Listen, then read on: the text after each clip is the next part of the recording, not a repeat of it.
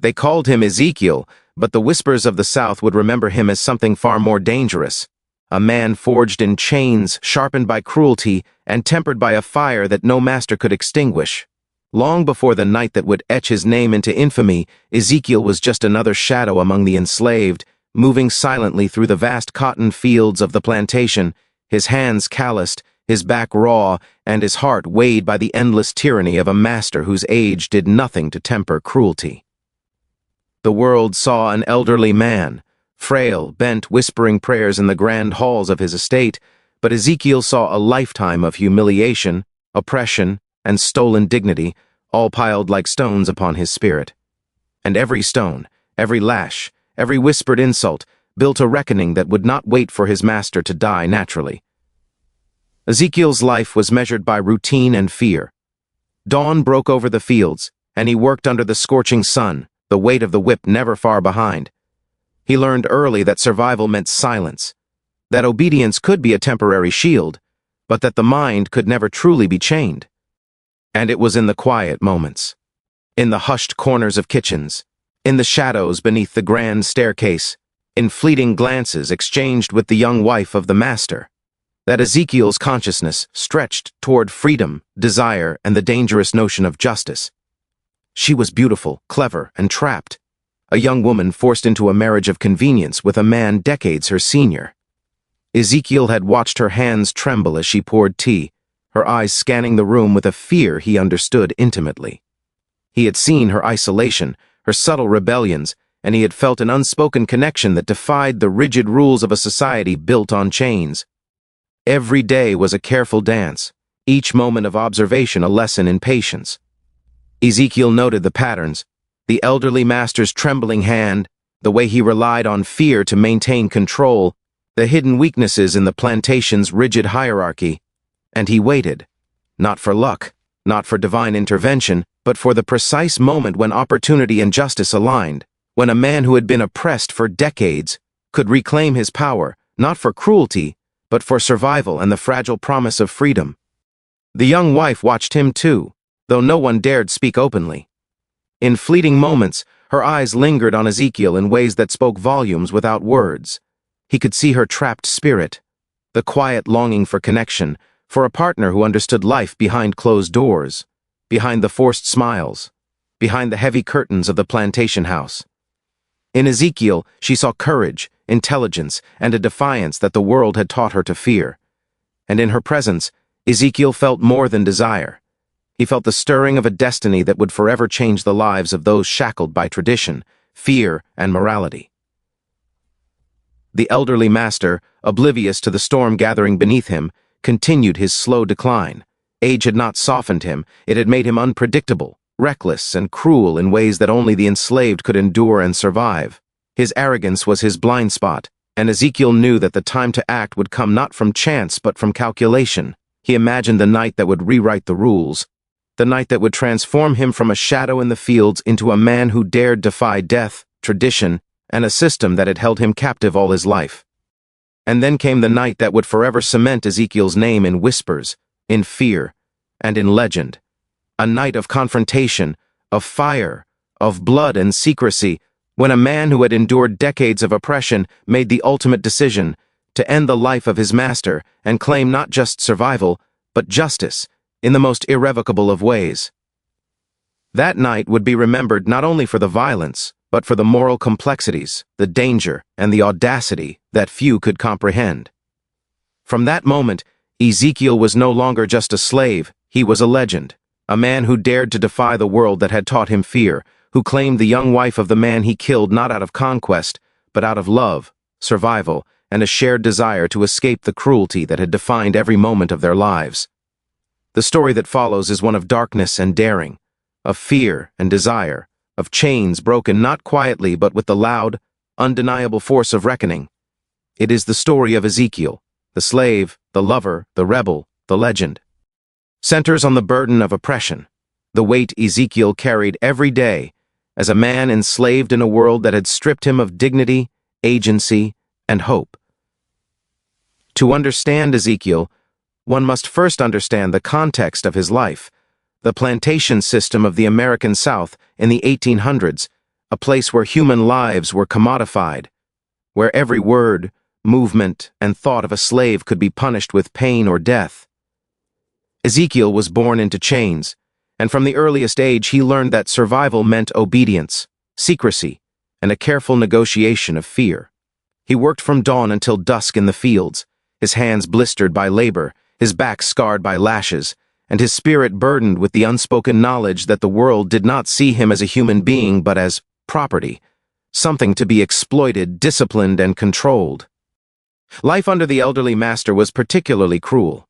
Though weakened by age, the master was cunning and merciless. He relied on fear as a tool, using intimidation and subtle cruelty to maintain dominance over both the enslaved and his household. Ezekiel learned that survival meant watching the patterns of abuse, noting every slight, every favor, and every cruel whim. Each day was a tightrope walk between life and death, and every interaction with the master carried potential peril. The fear was constant, unrelenting, and not merely physical, it was psychological, a suffocating pressure that infiltrated every aspect of Ezekiel's existence. He had no room for error, no liberty to question orders, and no space to dream freely. Yet within this confinement, a mind that could think, plan, and observe grew sharper with every passing year. Ezekiel's burden extended beyond physical labor. It was emotional and moral as well. He witnessed the suffering of others, the way the elderly master exploited not only him, but also other enslaved men and women, bending them to his will and destroying their humanity. Ezekiel watched families torn apart, children taken from their mothers, and women forced into situations that violated their bodies and dignity. Each incident added weight to his soul, building a quiet but relentless resolve that one day the injustice would demand repayment.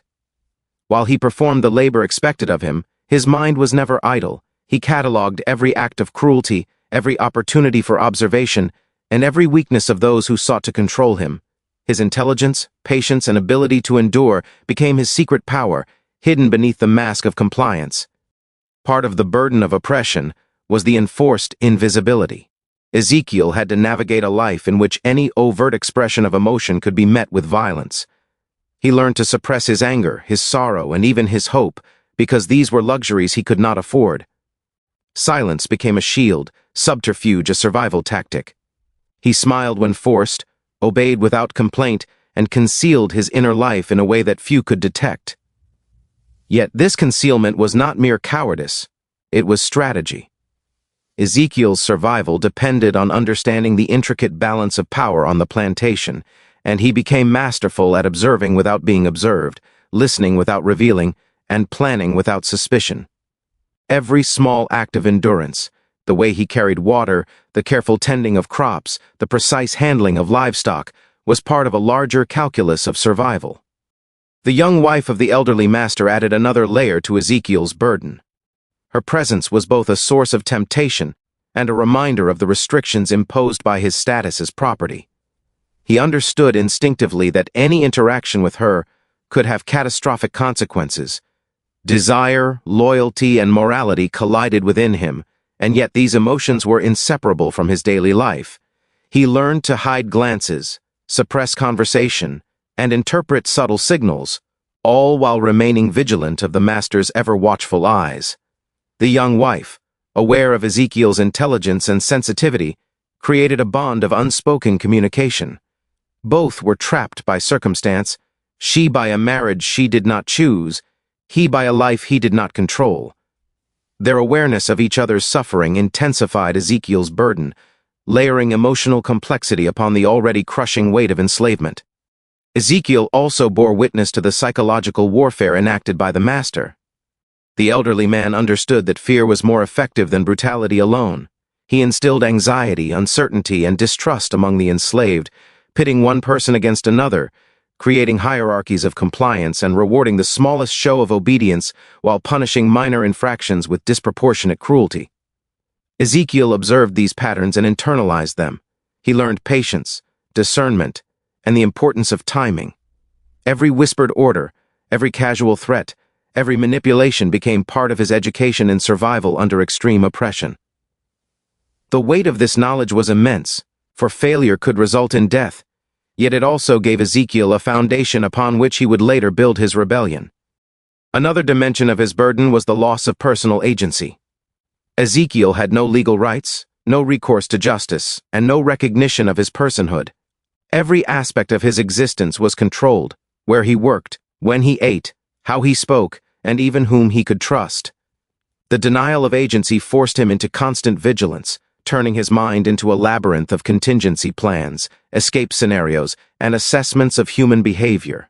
He learned that small decisions mattered enormously, that obedience could be a tool, and that patience was a weapon. Each moment of compliance was carefully weighed against the long-term goal of survival and eventual liberation, whether literal or metaphorical.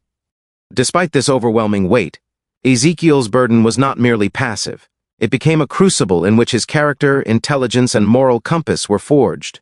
The oppression he endured sharpened his perception, honed his strategic thinking, and strengthened his emotional resilience. Every lash, every humiliation, every threat of death added to the depth of his understanding of human nature and power dynamics. By the time he reached the moment when rebellion became inevitable, Ezekiel was not merely a slave reacting to circumstance. He was a man whose endurance, observation, and accumulated wisdom allowed him to act decisively, courageously, and with calculated intent. Ultimately, Keynote 1, the burden of oppression, was the foundation upon which Ezekiel's entire story was built. It was both the chains that bound him and the fire that forged him. It shaped his mind, his strategies, and his moral choices. The very weight of his suffering became the source of his strength, enabling him to navigate a world of cruelty and inequality with patience, intelligence, and eventually, decisive action. It is this crucible of oppression, endured silently and observed carefully, that transforms Ezekiel from a nameless enslaved laborer into a figure of legend, capable of defying the societal and moral constraints of his time. Desire was a dangerous language on the plantation, unspoken, forbidden, and punishable by violence or death. Yet for Ezekiel, desire crept into his life in ways he could not control, wrapped in the soft voice, trembling hands, and conflicted eyes of the elderly master's young wife. She was a symbol of power, yet she lived like a prisoner in her own home, trapped in a marriage arranged by wealth, survival, and expectations she never chose. Ezekiel knew the rules. An enslaved man was expected to keep his head down, his eyes lowered, and his emotions buried beneath the layers of discipline the world forced upon him. But the more he saw her suffering, the more the boundaries of obedience began to blur, replaced by something far more dangerous than rebellion: connection. Their world offered no safe place for feelings. The young wife lived in a beautiful cage of silk and lace, yet loneliness was her constant companion. She had married into wealth, but not affection. The elderly master treated her as property, no different from the enslaved he owned. He paraded her during social gatherings, used her as a symbol of status, and shut her away in empty rooms when he tired of her. Ezekiel, in contrast, saw her humanity, her fragility, and the silent tears she wiped away before anyone noticed. He could not speak to her openly, but he witnessed everything. The way she flinched when her husband raised his voice, the way she lingered near the kitchen on nights when the loneliness became unbearable, the way her eyes followed him when she thought no one else was watching. The tension between them began with glances, small moments that people often overlook, yet they carry entire worlds in them. In the dim light of the mansion halls, Ezekiel would catch her watching him as he worked. Her face revealed nothing, yet her eyes told a story of desperation, curiosity, and longing. Ezekiel tried to resist the pull. He understood too well that a single misstep could cost him his life. But human emotions do not bend easily to fear, and desire can move in silence, slipping past rules and consequences. It was the unspoken understanding between them that made their connection inevitable. She knew he was intelligent, observant, and stronger than the plantation wanted him to be. He knew she was unhappy, suffocated, and searching for something the mansion did not offer: kindness, companionship, and perhaps a taste of forbidden freedom. The more they exchanged these silent understandings, the more the tension thickened between them, becoming a current neither of them could escape. The first time she spoke to him privately, the air shifted permanently. It was late evening, the kind of night when the house settled into creaking silence. She stood in the doorway of the kitchen, her hands trembling slightly as she pretended to ask for water. The request was harmless, but her voice betrayed her. There was a quiver of vulnerability, as though she had rehearsed the moment for days yet still feared the consequences. Ezekiel lowered his head respectfully, but he felt the weight of her presence. She lingered too long, her breaths uneven, her eyes searching his face not with authority, but with recognition. It was the moment they crossed the invisible line, small but monumental. From that night on, every interaction carried an almost unbearable tension. She found reasons to pass by the kitchen when Ezekiel was nearby, or visit the garden when he was assigned to tend it. Ezekiel tried to maintain distance, but her presence unsettled the rigid discipline he had built his life upon. He felt drawn to her, not simply out of desire, but out of empathy. She was as trapped as he was, caged by marriage instead of slavery, bound by expectations instead of chains. And perhaps that shared suffering carved a space where their two worlds touched. The dangerous nature of their growing bond only intensified the attraction. Forbidden desire is never quiet. It beats beneath the surface like a second heart, louder and more insistent with each passing moment. Ezekiel found himself listening for her footsteps, sensing her nearness before she entered a room, feeling the tremor in his chest when she allowed her fingers to brush his hand under the guise of passing an object. These small gestures were explosive in a world where everything they felt was illegal. The mistress, despite her youth, understood perfectly the risks she was taking. Loving an enslaved man was a crime. Being suspected of it could ruin her, destroy the plantation's fragile order, and lead to Ezekiel's brutal execution. Yet the more time she spent with her elderly husband, the more she realized her life was slipping further into misery. She longed for something real, connection, warmth, understanding, all things Ezekiel provided without uttering a word. Their forbidden desire existed in stolen moments, in the pantry where she found excuses to walk in while he stocked supplies, in the moonlit corridors where the shadows hid more than just bodies. They hid the truth of their beating hearts, in the quiet desperation of shared glances, where entire conversations passed between them without sound. What they had was fragile, frightening, and intoxicating. Ezekiel struggled with guilt and fear, aware that desire could cloud judgment. He knew he had to remain vigilant, because love could be more dangerous than hatred in a world built on ownership and control. Yet he could not ignore the fire building between them. She became the one person who made him feel seen, not as property but as a man, a human being worthy of affection, and Ezekiel in turn became the only source of comfort in her suffocating world. Their connection did not make him reckless, it made him determined.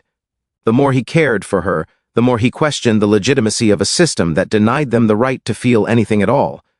Desire became fuel, emotion became fire, and beneath that fire was a growing storm, a storm that would one day ignite everything around them.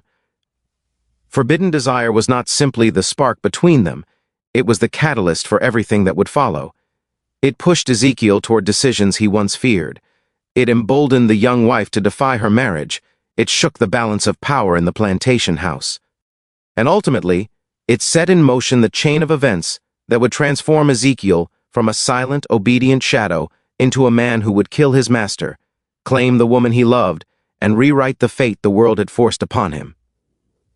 Their desire was forbidden, yes, but it was also the beginning of Ezekiel's legend. She had spent years believing she understood the difference between right and wrong, sin and virtue, duty and desire. But the night her elderly husband died, crushed beneath the strength of the slave he tormented, everything she believed about the world cracked open like a rotten shell. In the moments after Ezekiel killed him, she should have screamed, she should have run, she should have raised the alarm, yet she did none of those things. Instead, she stood frozen, staring at the man who should have terrified her but somehow didn't. His chest heaved like a man who had just wrestled death itself. His eyes carried neither fear nor triumph, just a heavy, quiet acceptance, as if he had been waiting his entire life for something to break. And in that impossible, breathless moment, she felt something inside her shift. Not toward terror, but toward something far more dangerous, fascination. For years, she had lived as a beautiful ornament on her husband's property, a young woman polished and displayed but never allowed to live. She married at 19, he was 60. He chose her dresses, her friends, her words. He made her smile at parties even when she felt like crying, and he kept her on a leash of obedience and silence. Everyone admired her, but no one knew her. Her husband least of all, The plantation house was large, but she felt trapped in every room, each wall a reminder that she belonged to a man who saw her as something purchased, not loved. Over time, she learned to hide her aching loneliness behind a gentle voice and lowered gaze. She learned to pretend. She learned to swallow her own soul. Ezekiel, meanwhile, existed like a shadow moving across the fields, silent, strong, unnoticed unless punished. She knew his name, but not his story. She had seen him carry timber heavier than his own body, watched him bleed without complaint, and once, only once, offered him water on a scorching afternoon. Her husband had slapped the cup from her hand before Ezekiel could touch it. That slap had not been for Ezekiel. It had been for her.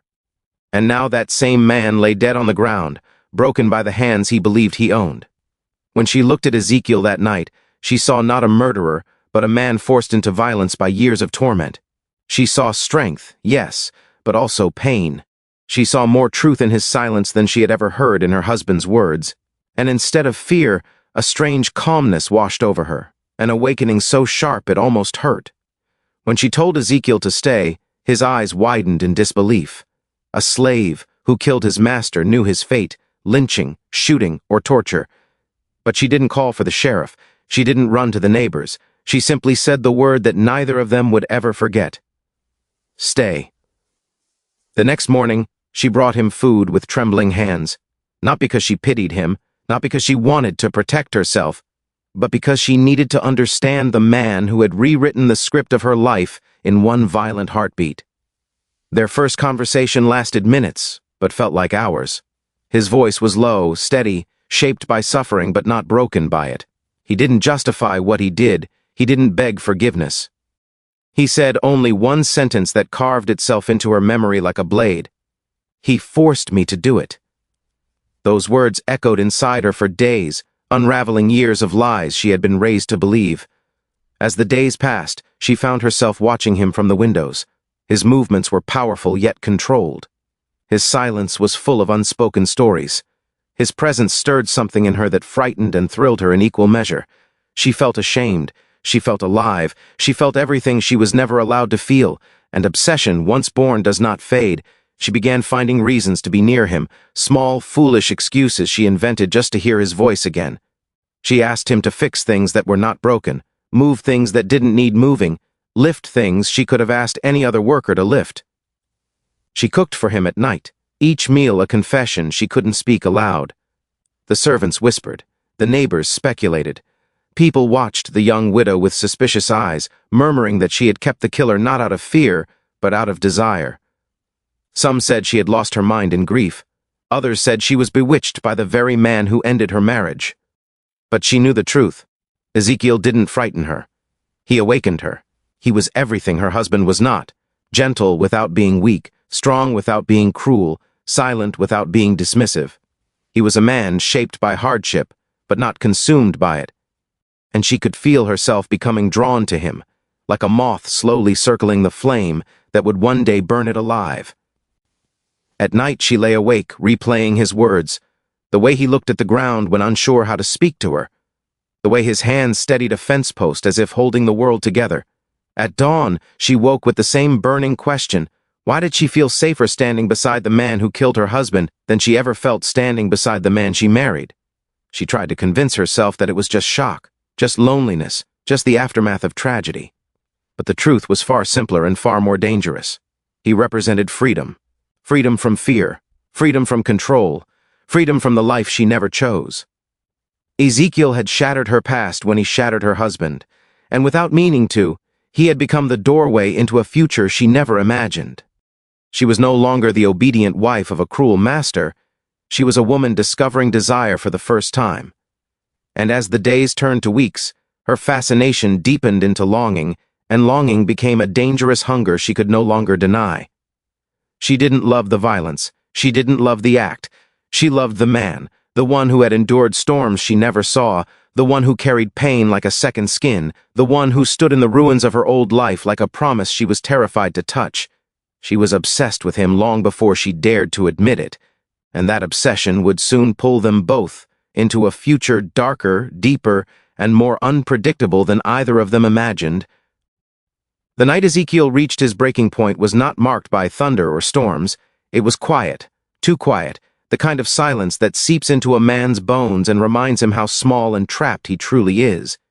Ezekiel had endured years of cruelty under the elderly master, years of lashes, humiliation, starvation, and punishments, meant not just to hurt but to break him.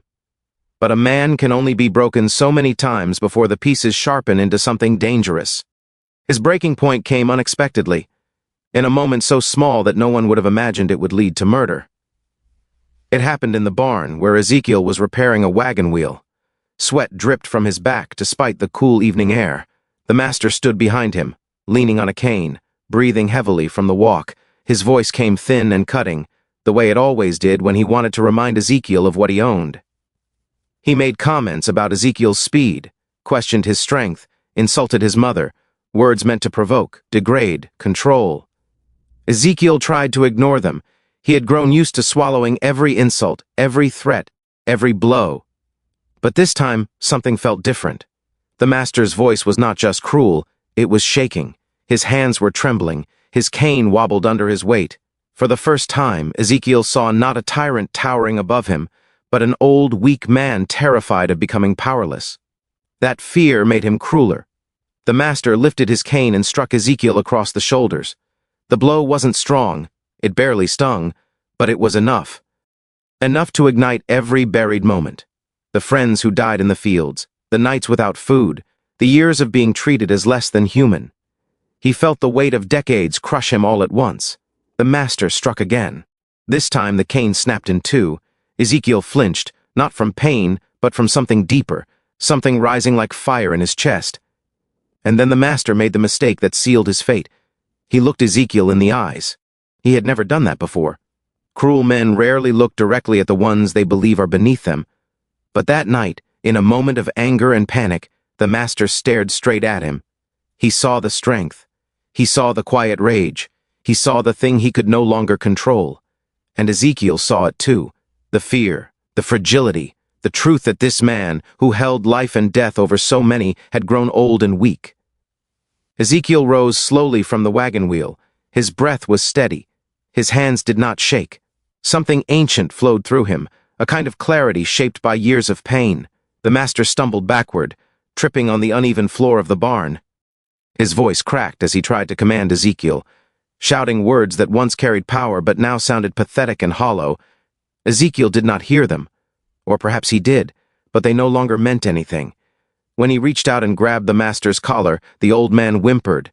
He clawed at Ezekiel's wrists, his eyes wide with disbelief that a man he owned dared touch him. The struggle was brief. The fall was swift. The master hit the ground with a sickening thud, the back of his skull catching the edge of a wooden beam. For a moment there was silence. Then a slow, dark pool spread beneath his head. Ezekiel froze. He hadn't meant to kill him. He hadn't planned rebellion, murder, or freedom. He had only wanted the world to stop hurting for one breath. And in that single breath, everything changed. He stood over the body, waiting for panic to consume him, but panic never came. Instead, he felt something terrifyingly calm settle inside him. An understanding, a truth. He had not killed a master, he had killed a monster, a man who had spent decades feeding on the suffering of others, a man who controlled people's lives like livestock, a man who believed himself untouchable. The shock came later, when he heard footsteps approaching. The young wife stepped into the barn, calling the master's name softly. Her voice was trembling, as if she already sensed something was wrong. When she saw the body, her breath broke. When she saw Ezekiel's hands shaking, her eyes widened, not in horror, but in recognition. She knew. She had always known what her husband was, the cruelty he hid behind his polished reputation, the violence he disguised as discipline. She should have screamed. She should have fainted. She should have run and alerted the neighbors. But she didn't. She stared at Ezekiel for a long, impossible moment. In his face she saw exhaustion, guilt, and a lifetime of injustice boiling over in one tragic act. And for reasons she couldn't explain, she felt something inside her shift. Not away from him, but toward him. Ezekiel tried to speak, tried to say he was sorry, tried to say he didn't mean to do it, but the words dissolved in his throat. She lifted a hand, silencing him. Her mind raced, Not with fear, but with an understanding that everything in her life had just changed as violently as his. She realized that she too had been imprisoned. She too had lived under the master's control. She too felt a twisted kind of freedom in seeing him gone. And standing in the barn, in the shadows of that terrible moment, she made a choice that would bind their lives forever. She whispered, "I won't tell." Those 3 words shattered the last remnants of the old world. Ezekiel felt his knees weaken, not from guilt, not from fear, but from the crushing weight of being seen, truly seen, for the first time in his life. She knelt beside her husband's body, not to mourn him, but to understand the enormity of what had just happened. The man who shaped her life was gone. The man who would reshape it was standing beside her, trembling. Ezekiel's breaking point had arrived. But the consequences of that moment were only beginning. The murder was not just an ending. It was the beginning of a story that would bind their fates in ways neither of them could imagine. A story of danger, desire, rebellion, and the slow, inevitable transformation of a slave into a master. Everyone expected the young widow to grieve. They expected the tears, the trembling hands, the black dresses, the hollow stares. But when her husband died, something entirely different settled across her face. Not sorrow, not shock, but a strange, quiet steadiness that made the servants whisper. She did not crumble. She did not collapse. Instead, she moved through the house with a calm no one could understand. It wasn't strength. It wasn't coldness. It was liberation. The kind a person feels when a heavy chain finally slips off the neck after years of choking. But her freedom came with a cost. A secret so dangerous that it tied her fate directly to Ezekiel, the man who killed her husband. The morning after the death, she walked through the plantation with a basket of laundry on her arm, pretending to carry out her usual duties. Her face betrayed nothing. The neighbors who saw her nodded politely, unaware that the man they believed she adored lay dead in the barn, and that she had helped decide what happened next. Word spread quickly that the master had fallen, that age and frailty had caught him at last. A tragic accident, they said. A sad but predictable end for a man as old as he was. No one questioned the explanation. No one remembered the bruises Ezekiel carried. No one imagined the truth. That was her first act of rebellion, protecting the killer. But as the days passed, something else began to take shape, something no one could have predicted. The widow and Ezekiel, bound by shared guilt and forbidden knowledge, began moving through the house like 2 people who shared a single breath. They avoided looking at each other at first, both terrified of what might be revealed in a single glance. But the house was large, and secrets bloom fastest in quiet corners. She noticed how Ezekiel moved now, not like a slave waiting for orders, but like a man who had tasted freedom for the first time. He stood a little straighter. He spoke a little clearer. His silence was no longer submission, it was thought. She found herself watching him, not because she had to keep an eye on him, but because she couldn't stop herself. At night she lay awake, replaying the look on his face when he realized she wasn't going to turn him in. That look had burned itself into her skin. It was the look of a man who had expected a noose, and instead received mercy. Mercy she had never shown to herself before. She had spent years playing the obedient wife, smiling on command, dressing the way her husband wanted, pretending she was lucky while dying inside. She had lived in a beautiful prison, and she had accepted it because she believed she deserved no better. But Ezekiel changed that. Ezekiel was the first person who ever needed her, not for beauty, not for status, not for duty, for survival. When she realized this, something inside her shifted into dangerous, uncharted territory. The plantation workers noticed it long before she admitted it to herself. They saw the way her eyes lingered too long when Ezekiel walked by. They saw the meals she carried out to the barn at night, claiming she needed to check on supplies. They saw her walking alone after sunset, her shawl pulled tight, always in the direction of the fields where he worked. The whispers began, "The widow isn't grieving. The widow is hiding something. The widow is slipping into madness." But none of them guessed the truth. None of them knew that the widow was not falling apart. She was falling in love. It did not happen quickly. It did not happen with smiles, soft words, or stolen touches. It happened with silence. It happened with guilt. It happened with the shared memory of blood on the barn floor. Every time she looked at Ezekiel, she saw the moment he crossed the line between slave and killer, between victim and avenger, and every time he looked at her, he saw the moment she chose him over the man she had sworn to obey. Their connection was built on something deeper than desire. It was built on sin, a sin they both shared, even if she never laid a hand on her husband. The first time she spoke to Ezekiel after the death, her voice trembled, not from fear but from the weight of everything left unsaid. "Do you regret it?" He paused for a long time, then shook his head. That answer cracked something inside her. She expected remorse. She expected a struggle. Instead, she saw truth, and truth was intoxicating. She realized she did not regret it either. The master had been cruel. The master had been controlling.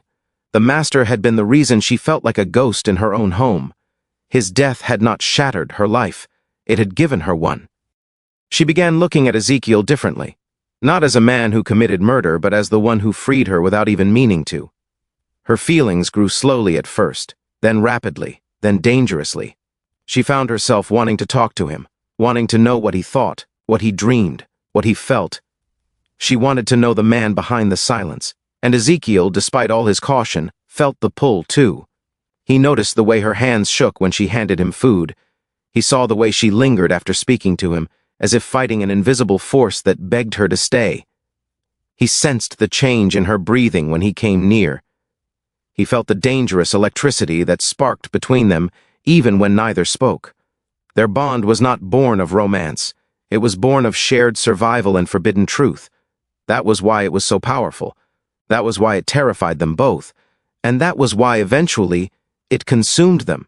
Because there is nothing more irresistible than the person who holds your deepest sin and loves you anyway. Their marriage would shock the region. Their union would defy every law, every custom, every boundary of the 19th century. But it began here, with two people standing on opposite sides of society, connected by a moment of blood and a lifetime of longing. What they shared was not love at first sight. It was something far deeper. It was destiny carved out of violence, born from tragedy, shaped by rebellion. It was the beginning of Ezekiel's transformation from slave to master, and it was the moment the widow realized that her future, as dark and dangerous as it was, no longer belonged to the man beneath the ground, but to the man who put him there. Rumors travel faster than truth on a plantation, and within a week of the master's death, the whispers about Ezekiel grew so loud they felt like ghosts drifting through every hallway. No one dared accuse him openly, not when the widow claimed it was an accident, not when the doctor nodded politely and signed the papers without asking too many questions. But every worker, every servant, every visitor sensed something unnatural lingering in the air. Something had shifted, something had broken, something had been born, and that something was the fear of Ezekiel. The same man who once blended into the background like a shadow now carried an unspoken power that people felt before they understood. They watched the way he walked, no longer hunched or timid. They watched the way he looked at people, steady, unflinching, no longer afraid of punishment. He was still bound by chains in the eyes of the law, but no one could look at him now without remembering the master's sudden fall. The man who once owned him was buried. Ezekiel remained, and that alone rewired the balance of the plantation. Fear in the beginning was subtle. The field hands averted their eyes. The overseer spoke with forced politeness. Women whispered prayers under their breath when he passed. The servants changed their path whenever he appeared in the kitchen doorway. People stepped aside instinctively, as if guided by an energy they did not understand. The most powerful fear, after all, is not loud. It is quiet, creeping, unavoidable. Ezekiel did nothing to provoke it. He made no threats. He told no story. But fear grows faster when it has space to imagine, and the silence surrounding the master's death was fertile ground. Nobody had seen it happen. Nobody knew how it happened. And nobody wanted to know. They only knew the old master was dead and Ezekiel was alive. That was enough. And yet the most terrified person on the plantation was not the workers, not the neighbors, not the overseer. It was Ezekiel himself. The moment he realized people were stepping away from him, avoiding him, watching him with wide, uncertain eyes, something inside him tightened.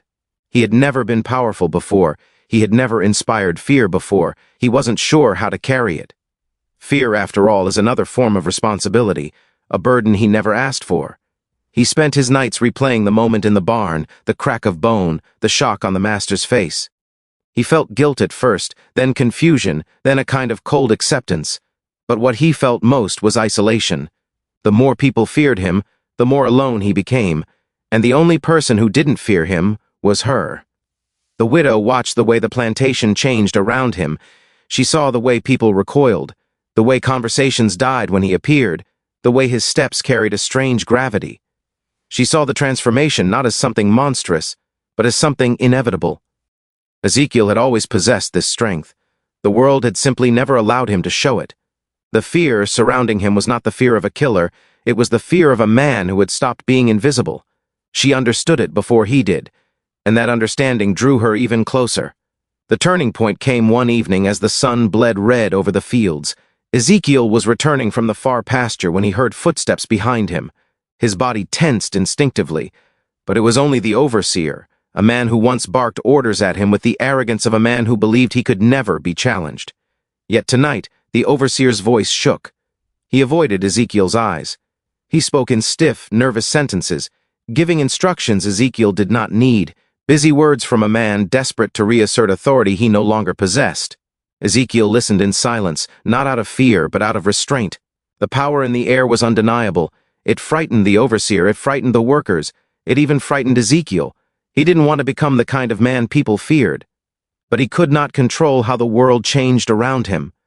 Later that night, the widow found him behind the house, sitting on the steps with his head bowed, his hands shaking. She approached hesitantly, as if afraid she would frighten him instead of the other way around. "They're scared of me," he whispered without looking up. She sat beside him, the fabric of her dress brushing his arm, a contact that sent a tremor through them both. "They're not scared of you," she said softly. "They're scared of what you represent." He didn't understand. She did. "You remind them," she continued, "that power is not permanent, that even the men who believe themselves untouchable can fall." Ezekiel turned to her, pain etched into the lines of his face. "I don't want to be a monster." She shook her head. "You're not a monster. You're a man they can't control anymore, and that terrifies them." For a moment the only sound was the cicadas humming in the darkening air. Ezekiel stared at his hands, the same hands that had built barns, hauled timber, plowed fields, and killed a man. He felt their weight, their history, their potential. "What am I supposed to do now?" he asked quietly. Her answer changed everything. "Whatever you choose." No one had ever told him that before. A slave does not choose. A slave obeys. But now, the widow's words planted something inside him, a seed of identity, of possibility, of destiny. It grew each day as people stepped aside for him. It grew as the overseer lowered his voice around him. It grew as the workers looked at him with a mix of fear and awe. It grew as the widow looked at him with something deeper than either. Ezekiel was no longer a slave in their eyes. He was something else, something that threatened the entire order of the plantation, a man who had killed the master and lived, a man protected by the widow herself, a man becoming more powerful than anyone around him. And as the fear around him grew, so did the realization the world had changed, Ezekiel had changed, and nothing, not even the law, would be able to turn him back into the man he was before.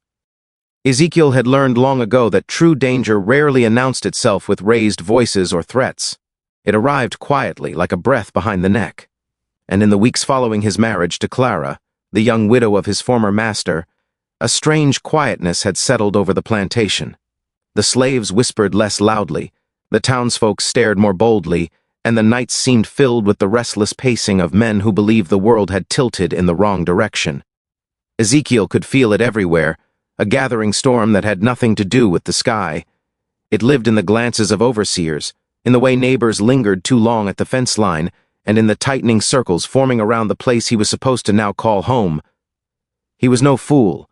He knew the white men of the county would never allow a black man, even one as feared as him, to take a dead master's place beside his widow without consequence. Ezekiel had defended himself the night he fought the elderly master, but truth never mattered in places where the color of your skin judged you guilty before your story was even heard. What mattered was that he had done what no slave was ever meant to do. He had lived, and the master had not. Worse yet, he had married the one woman every man expected to become someone else's silent property. Clara, young and soft-spoken, had not understood the danger at first. She moved through the house with the innocence of someone who believed love, real or chosen, could erase the past, but Ezekiel saw what she did not. Her smile, her presence at his side, her refusal to renounce him, Each of these things added fuel to the quiet hatred growing beyond the plantation gates. The first sign came when the preacher from town, a thin man with trembling hands, visited them under the pretense of blessing the marriage. He never blessed anything. He barely looked at Clara. His eyes stayed locked on Ezekiel, studying him like a specimen that should not exist. His voice quivered not from age, but from disbelief. Disbelief that a woman of Clara's standing would choose a black man. Disbelief that Ezekiel dared to sit in his own house while a white man spoke. The preacher left with a shaky smile, and Ezekiel knew immediately that their names would be spread across every dinner table that very night. Within a few days, neighbors stopped sending supplies. Merchants who had known Clara since her childhood suddenly claimed accounts were unpaid or goods were unavailable. Men who once tipped their hats to her now stood with arms crossed, spitting tobacco juice in the dirt as she passed. Even the slaves on nearby plantations, bonded by suffering but terrified of retaliation, kept their distance. Rumors grew, mutating like infections. Ezekiel had bewitched the widow, people said. He had forced her. He had tricked her. Some even whispered he had planned the old man's death long before it happened. Clara tried to reason with Ezekiel, tried to convince him that people would eventually understand the truth. But he had lived too many years under the weight of lies others told about him. He knew the truth had never once saved a black man's life in the South. And now the whisper of a mob hung in the humid air like the promise of thunder. Ezekiel strengthened the house, not with boards or locks, those would have been pointless, but with preparation. He placed tools where they could be reached quickly, memorized every window that creaked, every floorboard that betrayed footsteps in the night. He did not speak openly of the danger to Clara, but she felt it. She saw it in the way he scanned the tree line before sunset, the way his muscles tensed whenever horses approached, the way he could no longer sleep deeply, waking at the faintest sound. Every night she tried to reassure him, and every night he kissed her forehead without speaking, his silence heavier than any confession. The turning point arrived on an evening when the cicadas suddenly went quiet. Ezekiel was outside chopping wood, though he didn't need more for the fire. He chopped because it was a controlled violence, a way to release the pressure building inside him. As the axe struck the block, he heard the distant drumming of hooves, many hooves, and the rhythm chilled him. Riders were coming fast, with purpose. He leaned the axe against the porch and stepped inside the house. His voice calm but urgent as he told Clara to lock herself in the back room and not open the door for anyone but him. She asked no questions. Fear had finally taught her the language of silence. He stood alone in the doorway as the group of men appeared at the edge of the yard, their silhouettes lined in the red glow of sunset. They did not hide their faces. They did not pretend to be anything but what they were, men trying to drag the world back to the shape they believed it should be. Their leader, a broad-shouldered man with a whiskey-raw voice, spoke Ezekiel's name like a threat wrapped in a sermon. They accused him of sins he had not committed and crimes they themselves had probably dreamed of. They demanded he step aside, surrender himself, leave Clara, leave the land, leave this earth if necessary. Ezekiel felt no fear then, only a cold clarity. The moment stretched thin as a blade. Ezekiel took a single step forward, his posture straight, his voice steady as he warned the men that he would not allow anyone to harm his wife. His calmness shocked them. Men like these expected begging, trembling excuses. They did not know what to do with a man who looked death in the eye and did not blink. For a brief second they hesitated, but hatred rarely hesitates for long. What followed would alter the fate of everyone on that land. It would force Clara to confront the darkest truths of the world she thought she understood, and it would cement Ezekiel's legacy. Not as a monster, nor as a myth, but as a man who stood unbroken in the face of a storm built to destroy him. The night after the riders came, the plantation seemed to breathe differently, slow, heavy, and wounded, as though the land itself had witnessed what nearly happened and now trembled under the weight of unspoken consequences. Ezekiel did not sleep. Clara tried to lie beside him, but his body was too tense, too aware, tuned to every creak of the house and every sigh of the wind. He knew the men would come again. When cowards were denied violence once, they did not retreat. They returned with more men, more anger, more excuses to justify the hate they carried. Clara asked him, sometime near dawn, why he had not left with her in the night. She would have gone anywhere, north, west, to another state, another life. But Ezekiel knew there was no road far enough to outrun men whose pride had been wounded. Running would not save Clara. Running would not save him. And running would confirm everything the men outside believed about him, that he had no right to stand his ground. So he stayed, not out of pride, but because the only safety he could offer Clara was the strength of a man who refused to abandon what was rightfully his. By noon, the air felt swollen, thick with approaching danger. Ezekiel worked outside, repairing a fence post that didn't need repairing, while Clara moved through the house trying to appear occupied. She scrubbed dishes that were already clean, swept the same corner 3 times, boiled water she did not need. Her anxiety filled the rooms like fog, but Ezekiel said nothing. He understood her fear. He also understood that naming it would only make it more real. It was the silence of the day that frightened him most. Fields that usually echoed with distant work calls were eerily still. Not a cart passed the road, not a neighbor's dog barked, even the birds seemed to have abandoned the trees. Ezekiel had lived through enough violence to recognize the signs. People were waiting for something they all expected to happen very soon. Near sunset, Clara found Ezekiel standing at the back window, watching the far tree line where a hint of dust had begun to rise. It was faint, like smoke from a distant fire, but unmistakable. A group of riders was on the move again, and this time, there were more of them. Clara's breath hitched.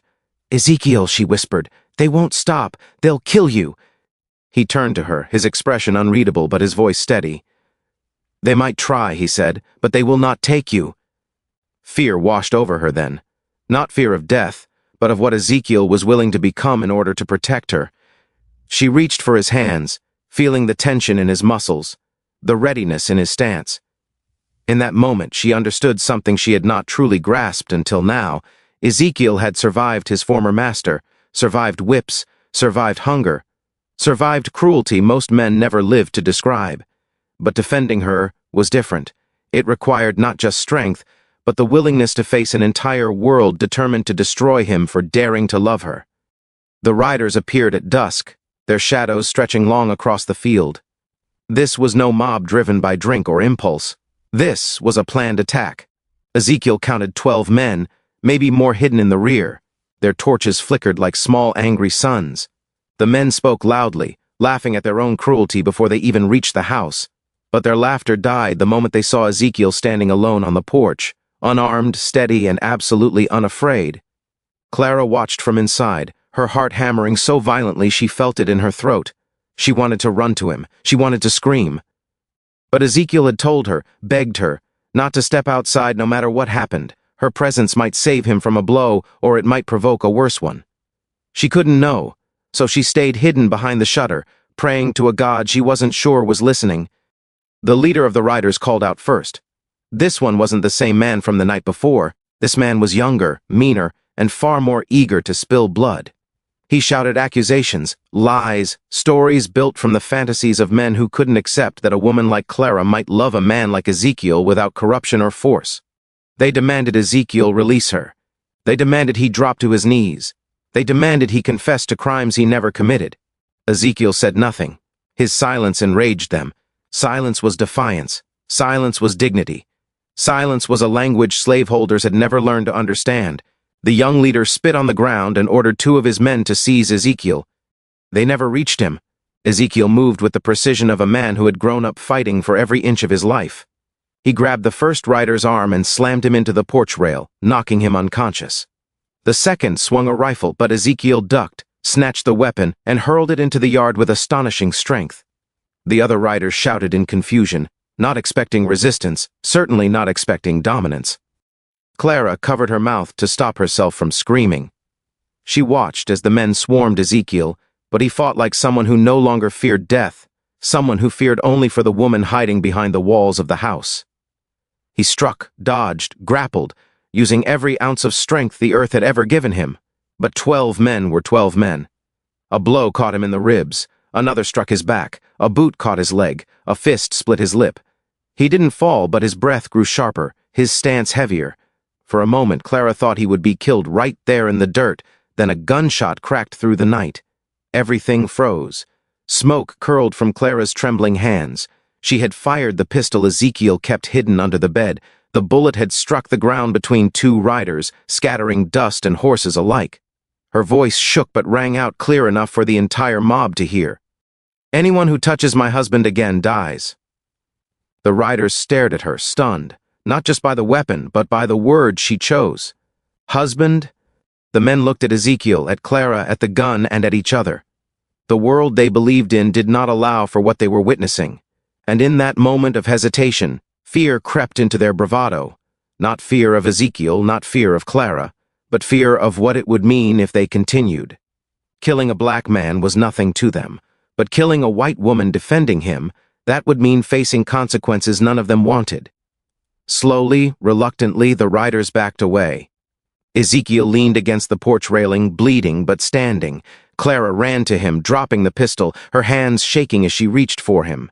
He rested his forehead against hers, their breaths mingling, the danger fading but not gone.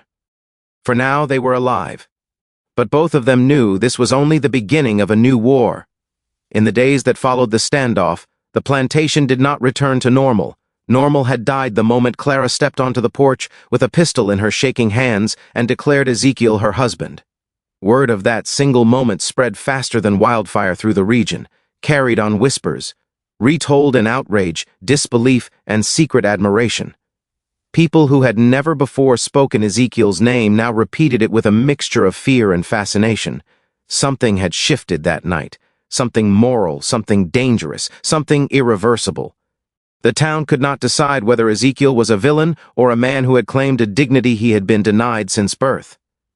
Rumors multiplied like vines.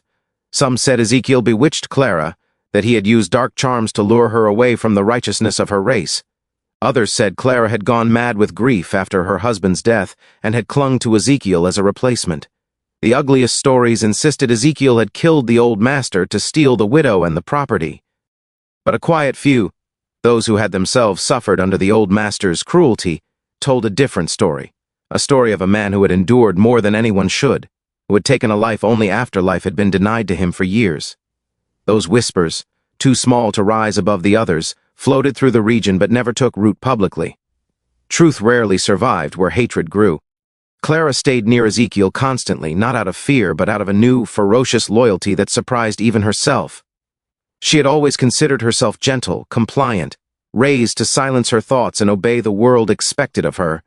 But something broke open inside her the night she fired that pistol, something sharp and bright, a truth she had hidden even from herself. She loved Ezekiel, not in the secretive, trembling way of stolen glances and quiet longing, but fully, openly, dangerously, and love, once spoken aloud in front of 12 armed men, became a fire she could no longer hide. Ezekiel felt the shift as well, though he carried it differently. He had always moved like a man who expected punishment, who anticipated pain in every gesture, every breath. But now Clara's choice had forced him into a position he never imagined. A man who must live with the consequences of a love the world refused to accept. He knew danger still pressed in on them like a tightening vice. He knew the riders would return, not immediately, not while their pride still stung, but eventually, when they gathered enough courage or enough anger. The enslaved people on the plantation watched with a mix of hope and terror. Ezekiel had long been a quiet pillar among them, a man who understood suffering without speaking of it. They had seen him take beatings without begging, had witnessed his patience even under the old master's worst cruelty. Now they watched him stand as a protector, a fighter, a man who had survived an attack meant to destroy him. Some saw him as a hero. Some feared he had invited doom upon all of them. But none could deny that something extraordinary had happened. Even the land seemed to sense the shift. The fields were quieter, the workers moved with uncertainty, glancing often toward the house as though waiting for another storm. And storms did come, not with gunfire but with suspicion. Neighbors avoided the plantation. Vendors refused to deliver goods. The pastor, who had once dined with Clara and her former husband, sent a letter condemning her immoral attachment and urging her to seek redemption before the town took action. The letter did not mention Ezekiel by name, but the implication was clear. Clara's soul was at risk, and the town's patience had limits. Clara read the letter aloud to Ezekiel at the kitchen table, her hands trembling with anger rather than fear. Ezekiel listened silently, his face unreadable. She expected fury, maybe even despair, Instead, he folded the letter, placed it aside, and said only, "Their judgment cannot change the truth." But judgment had a way of weaving itself into daily life. When Ezekiel rode into town for supplies, people stared as though he carried a contagion. Some whispered insults under their breath. Others, bolder, spat near his feet. One man stepped into his path, squaring his shoulders, daring Ezekiel to claim the space he walked on. Ezekiel did not rise to the bait. He simply looked at the man, a long, quiet look that carried the weight of everything he had survived, and the man stepped aside, unsettled. Fear was spreading in more directions than one. As weeks passed, the story of Ezekiel and Clara changed shape depending on who told it. To some, Ezekiel became a monster who had manipulated a vulnerable widow. To others, he became a symbol of rebellion, the slave who rose not with an army but with an act of survival and a love that defied the world. Children whispered the tale behind barns. Farmhands repeated it in fields. Even old men on porches spoke Ezekiel's name in hushed tones, unsure whether it was praise or warning. Clara realized something powerful. Their story was no longer theirs alone. It had become a living thing, twisted and stretched by the people who feared it and the people who admired it. They could not control how others spoke of them, but they could control how they lived. The moral complexity of their union weighed heavily on both. Clara struggled with guilt, not for loving Ezekiel, but for the life he had been forced into because of her. Ezekiel wrestled with a different burden, whether he had acted out of justice or vengeance, and whether the line between the two mattered anymore. At night, when the world grew quiet, Ezekiel sometimes asked himself if he deserved peace. He had killed a man, even if that man had deserved far worse. He had taken a place he was never meant to hold. He walked beside Clara as a husband in spirit, but the world saw him as a usurper. Some nights he felt strong enough to face an entire mob. Other nights he felt like the frightened child he once was, hiding from the whip in a cold, dark shed. Clara saw these shifts in him. She knew when his silence was heavy with old memories. She knew when his shoulders tightened from the weight of a world built to crush him. She would sit beside him and place her hand over his, not to comfort him into forgetfulness. She knew he could never forget, but to remind him he did not walk alone anymore. The town's condemnation grew louder, but so did the quiet admiration from those who had their own scars, their own secrets, their own buried rebellions. Ezekiel had become something rare in the South, a man who had dared to change the script written for him since birth. Whether people hated him or admired him, none could deny this simple truth. Ezekiel was no longer just a man. He had become a legend whispered in the dark. Time has a way of swallowing the loudest voices and preserving the quietest truths, and Ezekiel's story proved no different. Years passed like wine through the trees, sometimes soft, sometimes violent, and gradually the heat of anger surrounding the plantation cooled into something else entirely. A tale retold, reshaped, and ultimately transformed into legend. The first chapter of Ezekiel's legacy was written in blood and defiance, but the years that followed painted a more complex picture. He did not become a tyrant, nor a man drunk on newfound power. Instead, Ezekiel became something the South had rarely seen, a man born into bondage who governed his own life with dignity, strength, and a kind of calm that intimidated those who once viewed him as property. He worked beside the very people who had labored with him under the old master, refusing to sit above them or demand loyalty through fear. He knew too well the burn of a whip and understood that authority meant nothing if it wasn't earned. Clara changed too. The young widow who once trembled at the thought of defying society became a woman who walked with her head held high, unashamed of the life she had chosen. She refused to retreat into silence or offer apologies to those who believed her love was a moral, social, and racial betrayal. She had lost friends. She had lost her place among the white families who gathered for teas and church sermons. But she had gained something she believed far more valuable, a life forged from truth rather than appearances. Their union, born of danger and sustained by resilience, grew into a quiet partnership that confused their enemies and inspired those secretly rooting for them. Clara helped teach the younger enslaved children to read in hidden corners of the house. Ezekiel worked the land with a steadiness that made the crops flourish. Together, they created an environment where fear began to loosen its grip, even if only within the boundaries of their home. But no legend grows without conflict. The town never forgot what had happened, and though the anger softened with time, suspicion lingered like smoke that refused to lift.